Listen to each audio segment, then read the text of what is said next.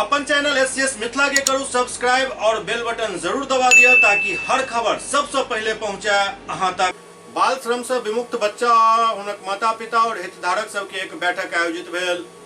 दरभंगा जिला अंतर्गत बाल कल्याण समिति सभागार में समग्र शिक्षण एवं विकास संस्थान के द्वारा संचालित लीडरशिप नेक्स्ट प्रोग्राम परियोजना के तहत जिला स्तरीय शक्ति सर्वाइवर कलेक्टिव नेटवर्क के सदस्य परिवार और बहुहितधारक के साथ एक बैठक आयोजित किया गेल।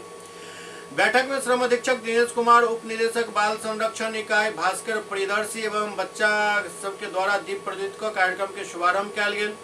बैठक के संचालन टीम लीडर आदित्य कुमार के द्वारा किया गेल। नेटवर्क के अध्यक्ष दीपक कुमार और उपाध्यक्ष सचिन कुमार द्वारा परियोजना से जुड़कर आगा बढ़ रहा और ओहि पर चल रहा काम के बारे में अभिभावक सब के अवगत करायल गेल।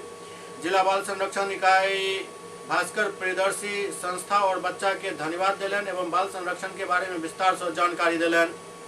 वो विभाग से मिले वाला परियोजना और योजना के भी जानकारी दिलन।